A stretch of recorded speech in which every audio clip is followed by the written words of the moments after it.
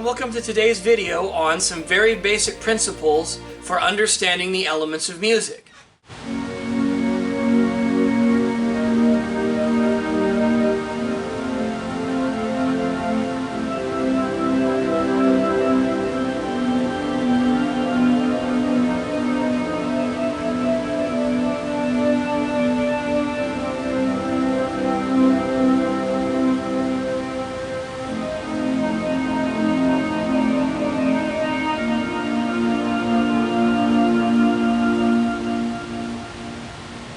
For today's video, we're going to talk about harmony. Harmony is when two or more notes sound at the same time. So let's talk about harmony. Harmony can be a very complex subject. In fact, in my college days, I had no less than 3 year-long classes devoted to the study of harmony. So we're only going to get into a little bit of it in this video. There's basically 2 main ideas that you need to know to understand the harmonies that you're listening to.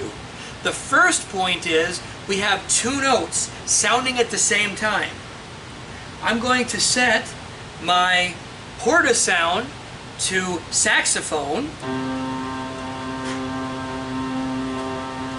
I'm going to set my DX to this motion pad that's kind of a brassy type of sound. And I'm going to play a note on each of them so you can hear how the notes stack one on top of the other.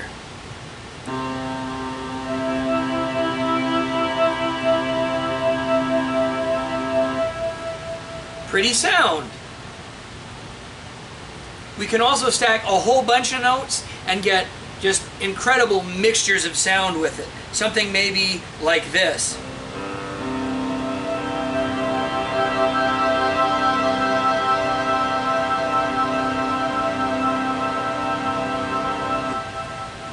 There's just almost no limit to what harmony can do.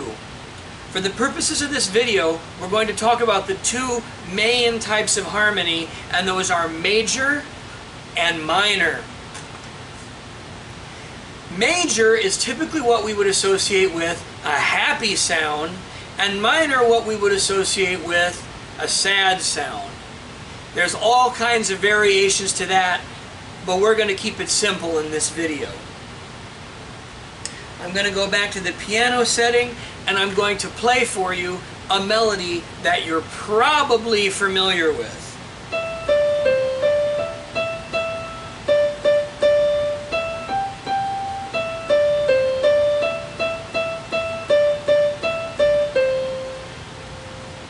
Mary Had a Little Lamb, and I played that all with just one hand. If I add my other hand and stack some other notes on it, we get harmony.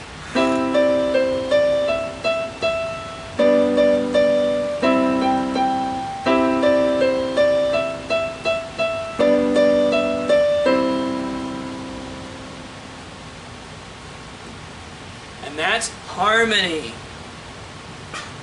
If I take my other hand away, you can hear just the harmony notes.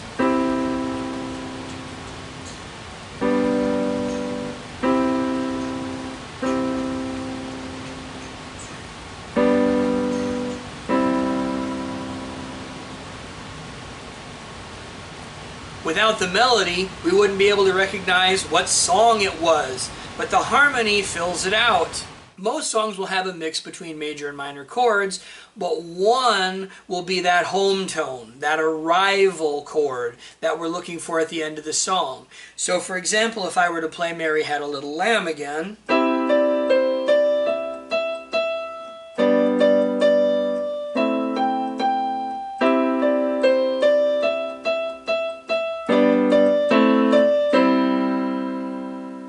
I threw in some minor chords, but the song still sounds major, sounds happy. Here's Mary Had a Little Lamb in minor.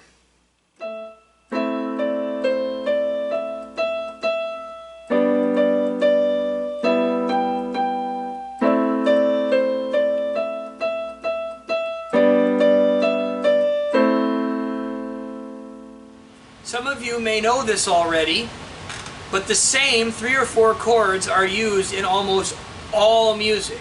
And blues is even written specifically to use the same 3 chords in a similar order over and over again. So the reality of it is, harmonies may get reused from song to song.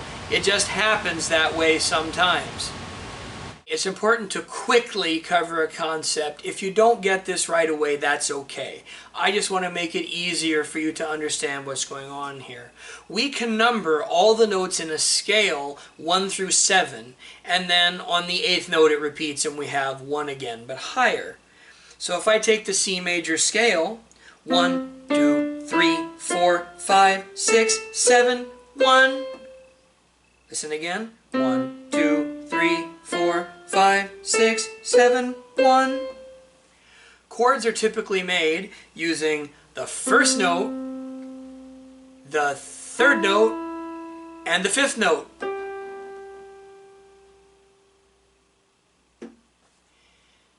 So if you want to make a chord, all you have to do is pick some note, skip one and play the one above it, skip another one and play the one above that.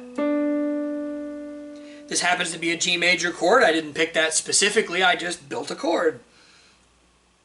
What you need to know about this is, in a minor chord, the 3rd is lower than it is in the major chord. Major harmonies sound happier, and the middle note of the chord, which is called the 3rd, is higher than it is in the minor chord. So here's good old C major chord. We have E natural. If I want to change that to minor, I can press E flat.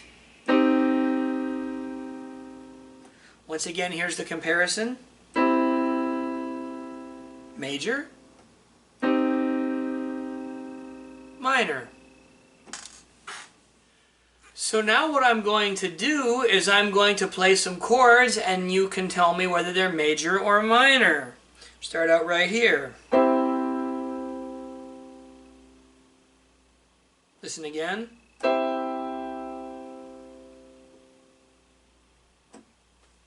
If you said major, you're correct.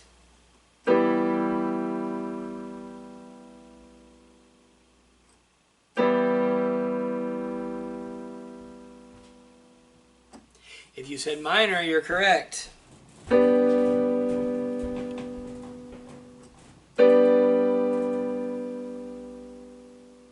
If you said major, you're correct.